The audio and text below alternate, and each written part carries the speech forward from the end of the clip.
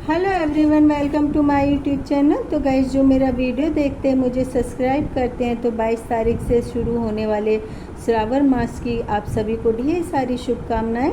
और श्रावण मास के आगमन का हम सभी भक्तों को बेसब्री से इंतज़ार रहता है, क्योंकि इन दिनों पूरा भारत ही शिव भक्ति में लीन होकर शिवमय हो जाता है।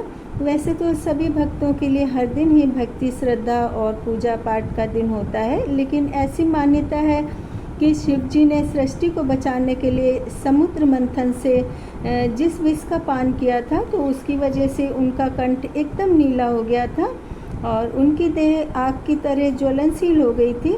इसलिए भक्तों ने उनको दूध, दही, शहद से स्नान करा करके चंदन का लेप किया था। इसलिए श्रावण मास में कांवड़िए पूरी श्रद्धा भक्ति से भोलेनाथ का जयकारा बोलते हुए कांवड़ लेने जाते हैं और कांवड़ में गंगा जल लेकर के आते हैं और शिवरात्रि वाले दिन उस गंगा जल से शिव जी की पिंडी को स्नान कराते हैं। और कई कांवड़िए पैदल जाकर ही हरिद्वार से कांवड़ लेकर के आते हैं और कुछ कांवड़िए दुर्घटना के शिकार भी हो जाते हैं, लेकिन फिर भी कांवड़ियों का शिव जी पर अटूट विश्वास रहता है। और शादी से पहले तो मुझे कांवड़ के बारे में उतना कुछ नहीं पता था, लेकिन अब तो कई वर्षों से मेरे जबलपुर से भी शिव भक्त हरिद्वार कांवड़ लेने के लिए जाते हैं।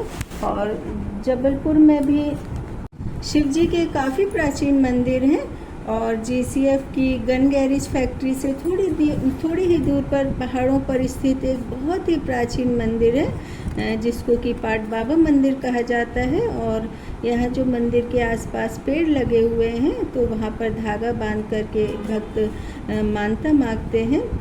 और पाट बाबा मंदिर तो मैं कई बार जा चुकी हूँ। और उसके अलावा जबलपुर में कचनार सिटी में शिव जी की विशालकाय प्रतिमा है और सुबह के समय सूरज की छाया और रात में चंद्रमा की रोशनी जो पड़ती है, तो वह शिव जी की प्रतिमा पर उस समय एकदम ही सुंदर सा बहुत ही अद्भुत दृश्य दिखाई देता है। और उसके अलावा काफ़ी सारी गुफाएं भी हैं वहाँ पर, जिसमें कि कई स्थानों के देवी देवताओं की प्रतिमाओं को स्थापित किया गया है।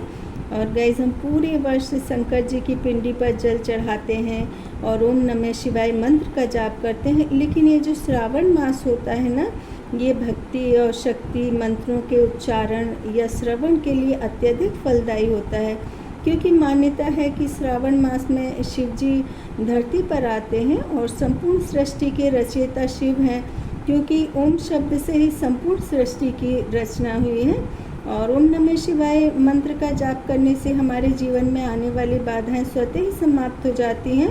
और हम यदि किसी भी फल की प्राप्ति की इच्छा रखते हैं, तो ओम नमः शिवाय के मंत्र से उस फल को प्राप्त करने के लिए हमको आत्मबल प्राप्त होता है और हमारे मस्तिष्क की संपूर्ण इंद्रियां लक्ष्य की प्राप्ति के लिए एकाग्रचित हो जाती हैं। इसलिए सिर्फ यदि हम 5 मिनट भी ध्यान करें, मंत्रों का जाप करें या सुने, तो हमारे जीवन में कितनी भी मुश्किलें आए, तो भगवान हमको इतनी शक्ति देते हैं कि हम जिस लक्ष्य की प्राप्ति के लिए मेहनत करते हैं, तो उसे और यदि उसको प्राप्त करना चाहते, तो हम ईश्वर की आराधना से उस लक्ष्य को प्राप्त कर लेते हैं।